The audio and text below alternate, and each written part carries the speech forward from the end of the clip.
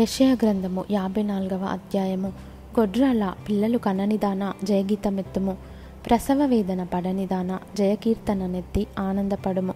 సంసారి పిల్లల కంటే విడువబడిన దాని పిల్లలు విస్తారమగుదురని యెహోవా సెలవిచ్చుచున్నాడు.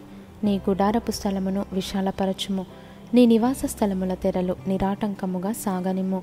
నీ త్రాళ్లను పొడుగు చేయుము, నీ మేకులను దిగగొట్టుము. కుడివైపునకును ఎడమవైపునకును నీవు వ్యాపించెదవు. నీ సంతానము అన్యజనముల దేశమును స్వాధీనపరచుకొనును, పాడైన పట్టణములను నివాస స్థలముగా చేయును. భయపడకుము, నీవు సిగ్గుపడనక్కర్లేదు. అవమానమును తలంచకుము, నీవు లజ్జపడనక్కరలేదు. నీవు నీ బాల్యకాలపు సిగ్గును మరచుదువు, నీ వైధవ్యపు నిందను ఇక మీదట జ్ఞాపకం చేసుకొనవు. నిన్ను సృష్టించిన వాడు నీకు భర్తయ్యున్నాడు. సైన్యములకు అధిపతియగు యెహోవా అని ఆయనకు పేరు. ఇశ్రాయేలు యొక్క పరిశుద్ధ దేవుడు నీకు విమోచకుడు, సర్వలోకమునకు దేవుడని ఆయనకు పేరు.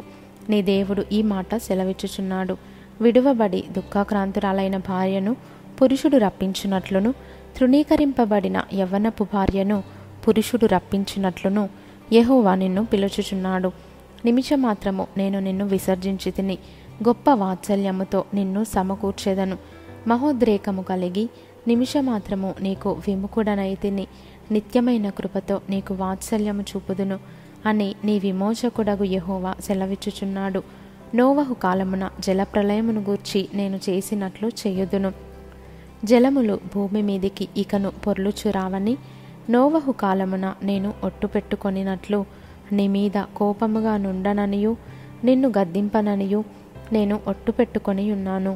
పర్వతములు తొలగిపోయినను, మెట్టలు తత్తరిల్లినను నా కృప నిన్ను విడిచిపోదు, సమాధానమైన నా నిబంధన తొలగిపోదు అని నీ యందు జాలిపడు యెహోవా సెలవిచ్చుచున్నాడు. ప్రయాసపడి గాలివాన చేత కొట్టపడి ఆదరణ లేకయున్నదానా, నేను నీలాంజనములతో నీ కట్టడమును కట్టుదును, నీలములతో నీ పునాదులను వేయుదును, మాణిక్యమణులతో నీ కోట కొమ్ములను, సూర్యకాంతములతో నీ గుమ్మములను కట్టుదును, ప్రశస్తమైన రత్నములతో నీకు సరిహద్దులు ఏర్పరచుదును. నీ పిల్లలందరూ యెహోవా చేత ఉపదేశమునందుదురు. నీ పిల్లలకు అధిక విశ్రాంతి కలుగును. నీవు నీతిగల దానవై స్థాపింపబడుదువు. నీవు భయపడనక్కరలేదు. బాధించువారు నీకు దూరముగా నుందురు. భీతి నీకు దూరముగా ఉండును, అది నీ దగ్గరకు రానే రాదు.